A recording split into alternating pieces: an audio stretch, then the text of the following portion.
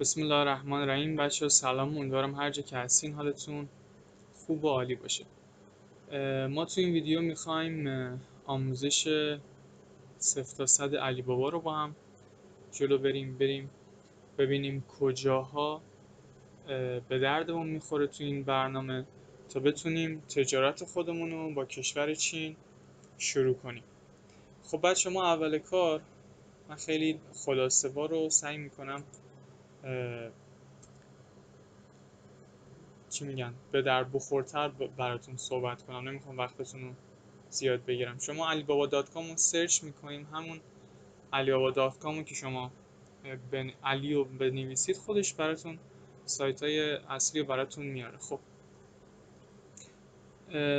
وارد سایت شدیم بچه ها. این صفحه اولیه سایت، اگه ببینید این بالا واسه شما حتی میتونه ترجمه فارسی هم برای شما بالا بیاره اگه با سیستم ویندوز جلو برید. خب حالا ما روی ترجمه زدیم، امیدوارم که اینترنت جواب بده اینم ترجمه بشه. بله میبینید که ترجمه شد و بچه‌هایی که زبان میگن مسلط نیستیم یا نمیتونیم مثلا انگلیسی تایپ کنیم یا هر دلیلی، اگه با لپتاپ یا با کامپیوتر وارد سایت بشین به شما این گزینه ترنسلیت رو اینجا رو به شما میده، یا اگه نداشتی میتونید ادش کنید، چیز سختی نیست.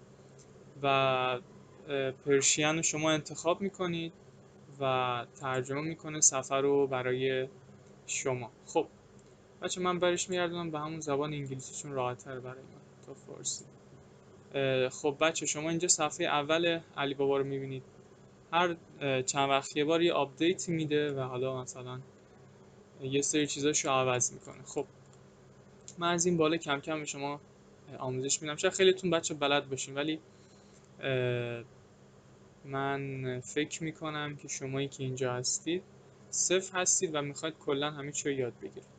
بچه این قسمت سمت چپی آل کاتگوریز همون بحث همه دسته‌بندی هاست. میبینید که کلی دسته‌بندی های مختلف از محصول های مختلف رو داره.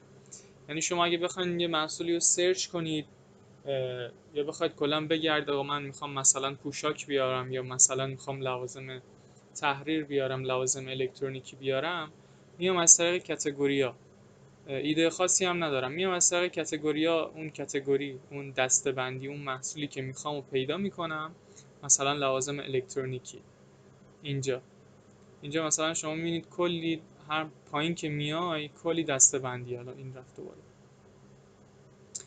مثلا این قسمت مای کاتگوریز، مثلا این کانسیومر الکترونیکس همون بحث محصولای الکترونیکیه که میبینید مثلا هدفونای گیمینگ، شارژر و آداپتورها، نمیدونم اینجور چیزا رو. مثلا ما روی یک اینا کلیک کنیم میره وارد صفحه‌ای میشه که کلا مثلا این هندزفری های گیمینگ رو به ما نشون میده. اینجا وارد این صفحه شد، میبینید کلی هندزفری. باز این بحث ترجمهش هم اومد بالا که ما کنسل میزنیم. باز کلی بچه محصول، کلی هندزفری گیمینگ داره به ما نشون میده. شاید اینا رو خیلی بچه شما توی دیجیکالا، توی اینستاگرام خیلیاشو دیده باشین و همشون هم جز کالاهای پرفروش و مورد پسنده، مخصوصا قشر جوونه. هدفون و هندزفری من شخصا خودم این مدل‌ها خیلی میپسندم، خیلی هم دوست دارم، واسه خودم هم گاهن خرید شخصی انجام میدم. خب پس این بچه ها شد این بحث دسته‌بندی های کاتگوری ها. یعنی شما اینجا مثلا هوم دکور، محصولای مربوط به خانه، گیفت، چیزای هدیه‌ای، هوم، چیزای محصولای مربوط به خانه، بحث املاک و اینجور چیزا مربوط باز به خانه، لایت و اینجور چیزا، چیزای نوری مربوط به خانه. می‌بینید بعد شما هر گزینه‌ای که میایین پایین، اگه ما باز مثلا فارسیش کنیم به شما راحت‌تر متوجه میشین. هر چی که شما میایین پایین کلی محصول جدید، مثلا محصولای مربوط به پت. انشاءالله خیلیاتون موافق نباشید، ولی بچه‌ها از لحاظ بیزنسی محصولای مربوط به پت، همون حیوان خانگی، سگ و گربه و پرنده و اینجور چیزا، باز جز کالاهای پرفروشه. از لباساشون، از اسباب بازیاشون بگیر تا حالا چیزای دیگه که مربوط به اینه. این چیزای ایده جدایی بود کلا که گفتم. پایین تر که میایم باز میبینید محصولای جدید، محصولای الکترونیکی باز مسئله صنعتی تو رو به شما نشون میده، مسئله کارخونه‌ای تو رو به شما نشون میده. بحث سلامت و اینجور چیزا میبینید که من حتی بچه محصولات غذایی هم دارن ولی خب پیشنهاد نمیشه، چون که محصولات غذایی یکم دردسرش بیشتره و کسایی پیشنهاد میشه انجام بدن که هم تجربه دارن هم تخصص. مثلا وسایل پزشکی، کل وسایل پزشکی هم بچه اونایی که الان تخصص دارن یا میدونن، وسایل پزشکی هم جز کالاهای پرسود و پرفروشه. وسایل ورزشی هم بچه همینطور، دوچرخه و کفش و نمیدونم موتورسیکلیت و این اسکوترها باز خیلی بچه‌ها دوست دارن. و ببینید کلی محصول، حالا من نمیخواستم اینا رو به شما بگم، فقط میخواستم دسته‌بندی رو نشون بدم، ولی وسط این دسته‌بندی کلی ایده و کلی پیشنهادم به شما گفتم که کمکتون میکنه بچه. خب این قسمت هم بحث تاب رنکینگ ها و نمیدونم محصولای جدید میاد. مثلا وقتی شما وارد این قسمت بشید مثلا به شما میگه روی این که بزنید تاب رنکینگ ها، محصولایی که حالا مثلا توی 1 ماه گذشته، 30 روز گذشته مثلا فروش بالایی داشتن یا اقبال مردم نسبت به اونا بیشتر بوده رو به شما نشون میده. این هم یه چیز خوبی باشه، موست پاپیولار مثلا پرطرفدارا، واسه ایده گرفتن، واسه اینکه آقا بگیم مثلا حالا این میدین بچه‌ها میاد چون علیبابا برنامه جهانیه، اتفاقا هم فقط با ایران فکر کنم با ایران فقط کار نمیکنه، با سری کشورهای محدود. این چیزایی که واسه شما میاره مثلا تاب رنک و نمیدونم پاپیولار و محبوب و اینا، منظورش کل دنیاست غیر از ایران، مثلا اروپا و آفریقا اینور و آسیا حتی. پس اینجا بچه‌ها به شما یه سری ایده میده واسه انتخاب محصول، واسه اینکه ببین آقا اقبال عمومی حالا بیشتر جهانی به کدوم سمته. این قسمت هم بحث اون مسئوله‌ای هستن که تازه حالا وارد چیز شدن، وارد سیستم شدن و آماده فروشن، آماده تحویلن. یه جورایی لیست این لست مثلا 60 گفته تو این 60 روز گذشته مثلا لیست شده این محصول. سفرم که بچه فارسی بکنید باز میاد به شما توضیح میده که آقا اسم محصول اینجا نوشته، قیمتشو نوشته به شما. بچه در قیمت بهتر اینی که قیمت رو به دلار کنید. حالا من جلوتر به شما میگم تنظیماتش و اینا، ولی بهتره که قیمت رو دلار بذارید. اینجا بحث نیو ترند، یه سری توضیحات درباره بحث ترند و ترندینگ هم قبلا فکر کنم توی پستا گفتم به شما. ترند یعنی محصولی که حالا رو بورسه، به قول همون حجم عمومی، اون اقبال عمومی نسبت به اون رو به رشد بوده. مثلا اینجا رو نوشته روند رو به رشد جستجو. مثلا گفته این محصولات 150% مثلا توی فکر کنم 1 ماه، حالا یه تایم خاصه تو 1 ماه 1 ساله 150% سرچشون بالا بوده، حجم جستجوش 228,000 تا بوده. یا مثلا این شارژرهای بیسیم حجم جستجوش 9100 تا به بالا بوده، نرخ رشدش 1500% بوده. یعنی مثلا از 1 ماه گذشته به بعد مثلا 1500% سرچ این محصولات رشد داشته. یا لباس‌های دست دوم برای زنان، همون لباس‌های استوک بچه‌ها. البته استوک یه منظوری که چینی‌ها دارن، مثلا میگن ما این محصول داریم مثلا توی استوک، منظورشون انباره بچه‌ها. استوک توی حالا این چینی‌ها به منظور انباره. اینجا می‌بینید ننوشته استوک، نوشته محصول لباسه استفاده شده برای زنان.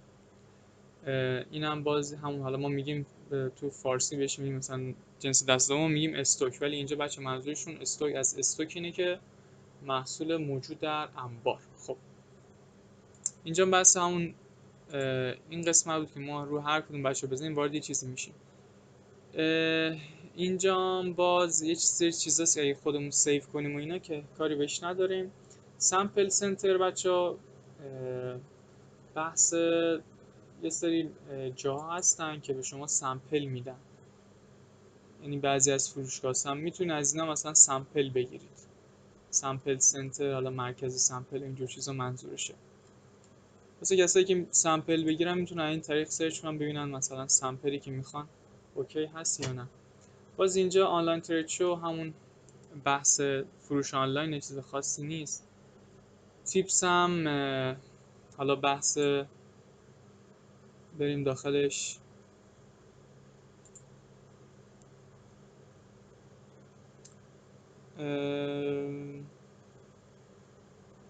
اینجا بحث حالا پیجاشونه. ببینیم توی علی بابا بچه مثل تقریبا اینستاگرام هر فروشگاه یه پیجی داره، میاد تو مثلا فروشگاه خودش خیلی چیزا رو معرفی میکنه. مثلا این اینا ویدیو گذاشتن، اینا ویدیوهای معرفیه. مثلا طرف داره صحبت میکنه درباره این محصولشه، این اومد درباره مثلا محصولش فیلم گرفته گذاشته. این هم همینطور بچه میتونید اینو ببینید. خدایا میتونید وارد مثلا این پیجه بشید، توضیحاتشون رو گوش بدین. مثل پیج اینستاگرام پست میذارن بچه، اینجا منظورش اینه. خب اینم خارج بشیم، باز اینجا بودیم. لایو هم بچه، لایو هم میذارن گاهی، مثلا تو همون قسمت چیز که بریم، همون قسمت گفتم پیج دارن اینا، alibaba.com مثلا قسمت لایو بشه، فروشگاه مثلا اومدن لایو گذاشتن صحبت کردن، خیلی خیلی فعالن ماشاءالله.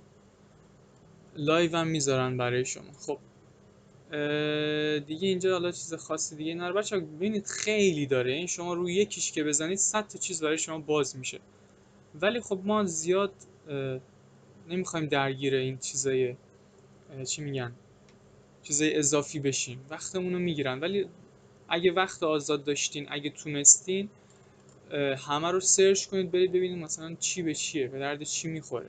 گاهی اوقات یه سری ایده خوب به شما میده. من شخصا گاهی اگه مثلا روزی نیم ساعت یه ساعت میشنم این گزینه‌اشو چک میکنم ببینم چیزی به دردم بخوره، چیزی به دردم نمیخوره. یا همون بحث مثلا اون جایی که به شما میگه این محصولات، این سری محصولات تو یک ماه گذشته پرفروش بودن، منم چکش میکنم میبینم اگه اوکی بوده، حتی واسه خودم هم وارد میکنم، مثلا خودم من پخش میکنم میفروشم ببینم چجوری. یه سری میگم بحث ایده ایه، بحث ایده است که به شما ایده بده که محصول رو وارد کنید یا نه. این ترید اشورنس بچه‌ها، بذار من ترجمهش کنم که شما راحت‌تر باشید. ترید اشورنس بس رو نوشته تضمین تجارت، گارانتی.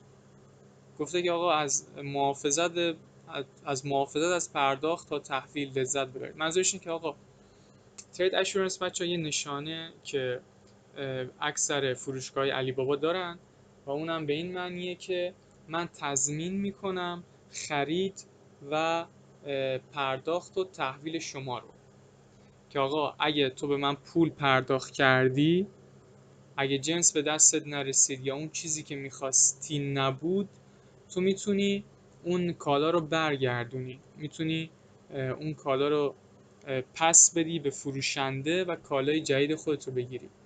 این ترید اشورنس بچه‌ها یه علامت، حالا تاج طلایی هم بهش میگن اصطلاحاً، علامتیه که همه فروشگاه ها ندارن. خب یعنی بگه آقا من برم بعد چک کنیم ببینم این فروشگاه اینو داره یا نه. سیف اند ایزی پیمنت همون بحث پرداخت، مانی بک، شیپ سرویس، افتر سیلز، نمیدونم خدمات پس از فروش و اینجور چیزاست بچه‌ها. ولی بازم میگم متاسفانه واسه ما کاربردی نداره، چون که ما تو ایران هستیم، اینا مستقیم به ایران نمیفرستن، ما باید از طریق واسطه ها اقدام کنیم. ولی از شرکت های خرید کنید حتما که اینو داشته باشه. یعنی اگه اینو داشته باشه یعنی شرکت قابل اعتمادی. حالا من باز جلوتر میگم چه شرکت های قابل اعتمادن، چه شرکت های مناسب واسه خرید، ولی اینم گفتم توضیح بدم که بدونید منظورش چیه. بایر سنترال بچه‌ها حالا یه سری مرکزها واسه خریدارا است که حالا اینجا به شما توضیح دادم، من باز فارسیش کنم بهتره. مثلا سوالی داشته باشی، مشکلی داشته باشی، ومینار میذارن بچه‌ها، منابع، نمیدونم یه سری اطلاعات مثل مقاله نویسی اینجور چیزا میذارن. بعد ارزم به حضور شما تضمین تجارت، همین چیزی که گفتم بچه‌ها. یه سری توضیحات اضافه. مرکز راهنمایی هم باز همین مثل فکر کنید دیجیکالا، شما اگه فروشنده باشید نوشته برای تامین کنندگان، برای خریداران، یه سری اطلاعات، یه سری آپدیت ها، یه سری اطلاعیه ها رو اینجا میذارن بچه‌ها. برنامه رو دریافت کنید که هیچی، تامین کننده شویدم همون بس که برید فروشنده بشید توی علی بابا که ما نمیتونیم متاسفانه. باز من اینو برش کردم به زبان انگلیسی. جایی که نیاز به توضیح بیشتر داشته باشه من فارسی میکنم که شما راحت‌تر متوجه بشید. ولی خب دیگه راحت شده دیگه، شما همین ترجمه رو بزنید منظور اصلا کلا صفحه رو میفهمید. خب ما میایم پایینتر که ببینیم آقا این صفحه پایینش چیه قضیهش. request for question alibaba.com business alibaba logistic. این بیزنس هم که واسه کسب و کارا و واسه اطلاعات اینجا اینجوریه. لوجستیک هم باز هم بحث حمل و نقله که گفتم به درد ما نمیخوره. اگر کشوری جز ایران هستید، اماراتید، اروپایید، هر جا هستین به دردتون میخوره. جنس رو براتون مستقیم از چین میفرستن همون کشوری که هستین، ولی ایرانو متاسفانه انجام نمیدن. این قسمت بچه‌ها قسمتیه که شما محصول خودتو گاهی پیدا نمی‌کنید توی علی بابا و این بحث ریکوست، بحث درخواست، شما محصولی که میخوای رو پیدا نمی‌کنی و هرچقدر گشتی یا این ور اون ور، میای اینجا یه سری توضیحات یا اسم محصولتو مینویسی یا میای حالا گاهی اوقات عکس آپلود میکنی یا آپلود سورسینگ نوشته اینجا به شما منبع رو میخوای، منبعی که منبعی که قبلا پیدا کردین ازش خرید کردین اینجا چیز میکنید، میذارید که آقا من این محصول رو میخوام، مثلا قبلا هم از فلانی خرید کردم، از فلان شرکت خرید کردم با این مشخصاتش اینجا میذارید و به دست من نرسیده، یا من این محصول رو میخوام بخرم ولی متاسفانه جایی پیداش نمیکنم این محصول. آره این واسه اینه که آقا محصولی که اگه میخواید بخرید توی علی بابا پیدا نکردید، از این طریق شما سرچش رو انجام بدید. مثلا این خودش یه سرچ پیش‌فرض گذاشته آقا این محصول من میخوام ولی پیداش نکردم. شما این درخواست رو مینویسید، روی این اکنون قیمت ها رو دریافت کنید یا هر چیزی فشار که بدید، کلیک کنید، این محصول ارسال میشه به تمام کسایی که این مشابه محصول دارن، به تمام کسایی که این محصول رو دارن و شما پیداش نکردید. این درخواست رو میده، میگه آقا این فلان خریدار این محصول رو میخواد ولی پیداش نکرده، تو فروشنده بیا باش ارتباط بگیر. میاد همچین اتفاق میفته، فروشنده به شما پیام میده آقا من این محصولی که شما خواستید رو دارم، تو پیداش نکردی ولی من دارم. و اینجوری شما میتونید حالا این قسمت هم ازش استفاده کنید. خیلی توضیح دادم ولی همین واسه اینه که آقا محصولی اگه پیدا نکردی درخواست بدی که واسط پیدا بشه. همین. اینا هم که به دردمون نمیخوره، کار بیش نداریم.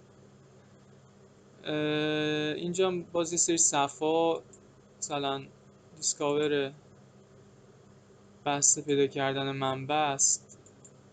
این چیزای اولیه که به شما خودش میگه. پاپیولار سابلایر ها، فروشنده های محبوبه. این چیزا رو به عنوان مثلا تبلیغات به شما نشون میده که حالا برید توش نگاه کنید چی به چیه. بحث بچه همون تاپ رنکینگ ها، محصولایی که حالا تاپن توی یه ماه اخیر، 2 ماه اخیر، 1 سال اخیر به شما داره نشون میده.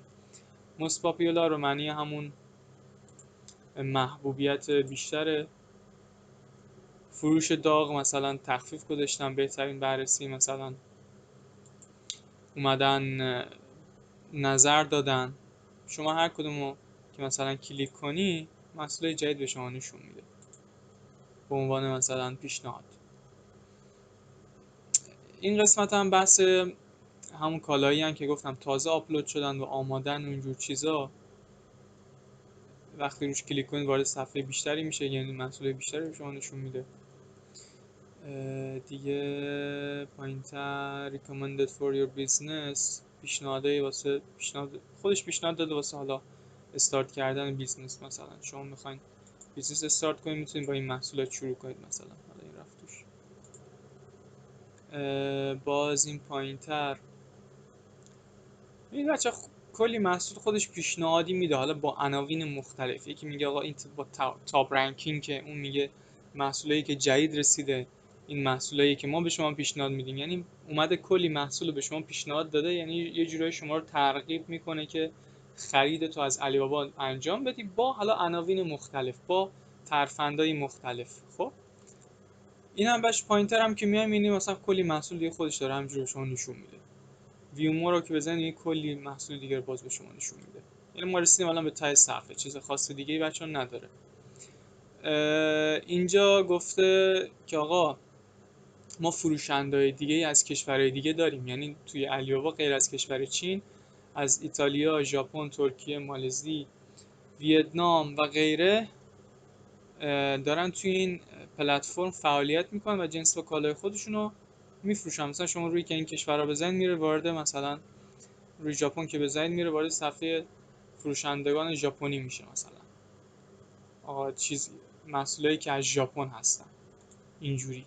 یعنی شما حتی میتونید از ژاپن اینورم خرید بکنید بچه، ولی سخت تره. یعنی یه سری دنگ و فنگای زیادی داره که ما حالا پیشنهاد نمیدیم، آموزشش هم نمیتونیم بذاریم، چون که گفتم دنگ و فنگ داره، سختی داره.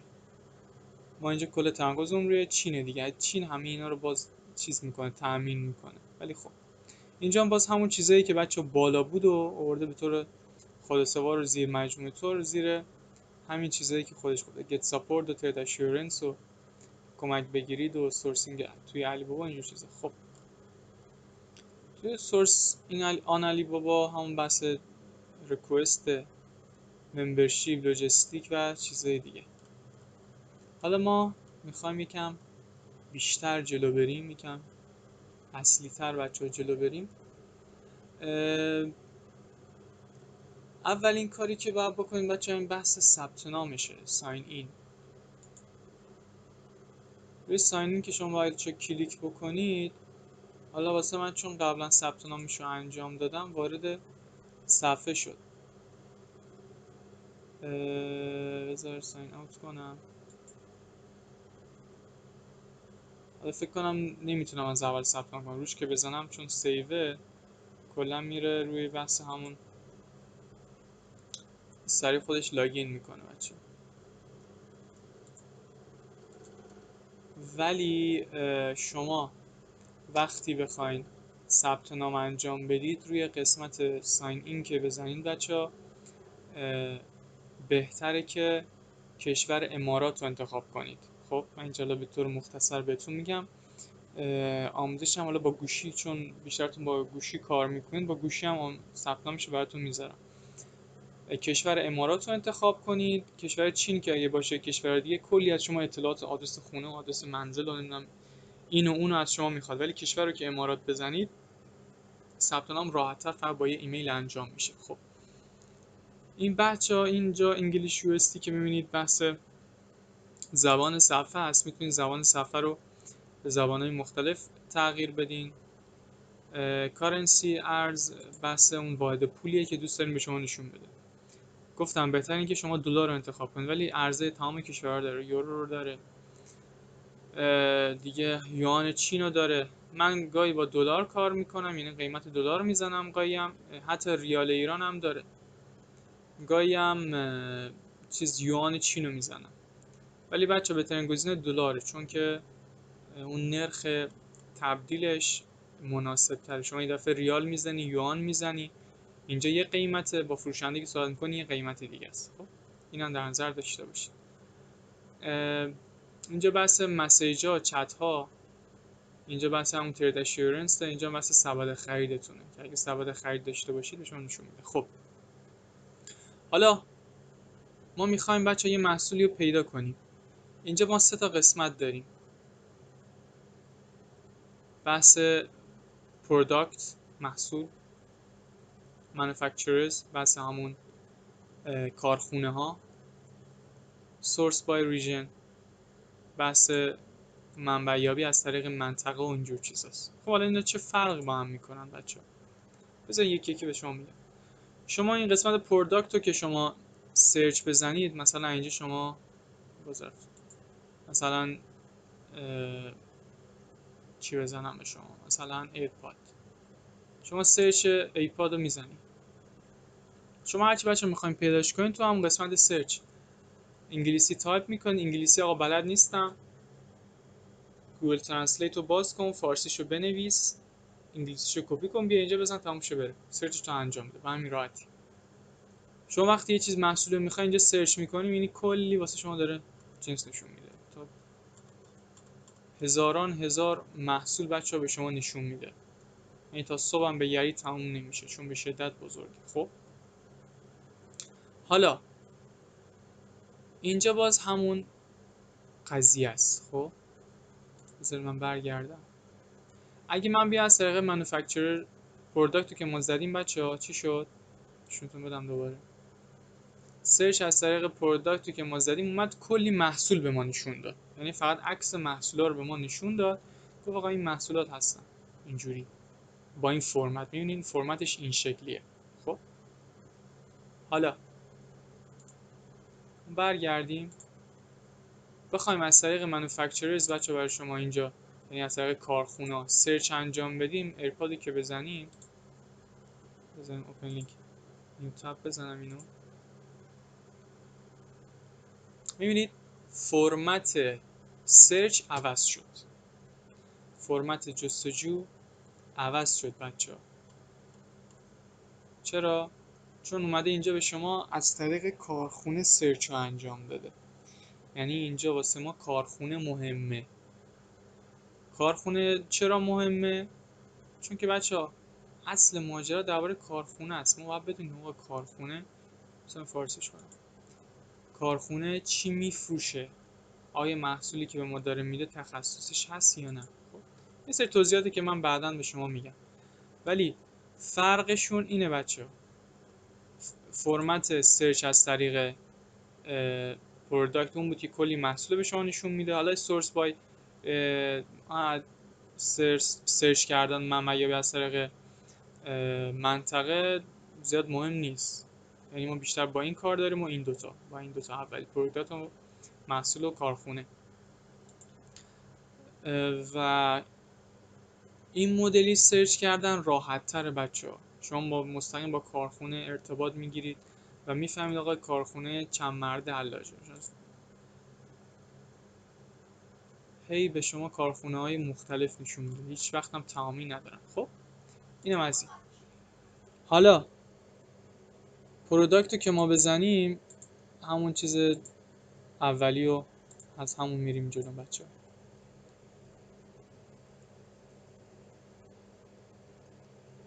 می‌بینید اینجا معمولا صفحه اولی که میاره یا تبلیغ، یه شرکتی اومده خودش توی علی بابا میخواد یه هزینه داده تبلیغ کنه، یا علی بابا خودش یه آفری داده، یه تشویقی میده به گاهی به این شرکت‌ها که اول کار نشون میده. معمولا شما وقتی میای پای میبینید آقا این محصول، کلی محصول هست اینجا.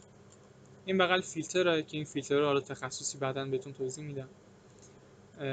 اینجا هم محصولایه، گفته بالای 5000 تا مثلا محصول مربوط به ایرپاد چیزی که شما سرچ کردید اینجا هستش. روی یکیش میزنیم به عنوان مثال. اینجا اسم محصول نوشته برای شما، فلان هدفون وایرلس بلوتوث گیمینگ فلان فلان. اینجا خودش فیلمش هم بچه برای شما، اگه فیلم داشته باشه فیلمش برای شما خودش پلی میشه. عکساشو میتونید نگاه کنید، عکساشو اینجا بغل هم هست عکساش. خب اسمشه اینجا توضیح داده نو ریویو یت، یعنی هنوز نظری نگرفته. 24 سال مثلا تا حالا 24 نفر فروخته شده این محصول، ردی تو شیپ آماده ارساله. اینجا اسم شرکت بچه ها مثلا Electronic Development Co.ltd اسم شرکت رو نوشته برای شما. و اینجا تیک آبیه که می‌بینید وریفای شده است، یعنی این شرکت تایید شده است. یکی از عواملی که بچه‌ها خیلی مهمه موقع خرید از شرکت اینه که اون شرکت وریفای شده باشه، این تیک آبیه رو داشته باشه. اون ترید اشورنس که شما گفتم یکیش بود، دیگه‌ش هم این بحث وریفای شدن. اینجا که نوشته 11 years، یعنی این شرکت 11 ساله که فعاله. CN هم همون کشور چینه، یعنی تو این کشور چین هستش این شرکت. محصولای مشابه دیگه که به شما پیشنهاد داده رو به شما نشون میده. اینجا جزئیات محصول رو به شما گفته بچه‌ها، می‌بینید جزئیات رو به شما گفته آقا توی طی این تایم با این تعداد آماده میشه، سمپلش این قیمته. شما میتونید مثلا لوگوی خودتون رو بزنید روی این محصول، حداقل رو 1000 تا سرتیفیکیت ها، اون بحث مدارکی که داره و ریویو های شرکت. وقت شما میان پایین کلی چیز درباره این شرکت میخونید، آدرس سایتش و اینجور چیزا. حالا اینجا بحث قیمتشه بچه، قیمتش گفته آقا $3.99، $4 مینیمم هم حداقل آقا دو جو فنسبریه. دو تا رنگ داره، سری توضیحات داره برای شما. رنگا تایپ C، شیپینگش این مدلیه، مثلا پیمنتش باز این شکلیه. ترید اشورنس رو داره بچه ها اینجا این پایین. ایزی ریتون ریفوند داره. خب و این مدل ها و این چیزها رو برای شما داره. استارت اوردر رو که بزنی بچه ها، من این محصول میخوام، استارت اوردر رو که بزنی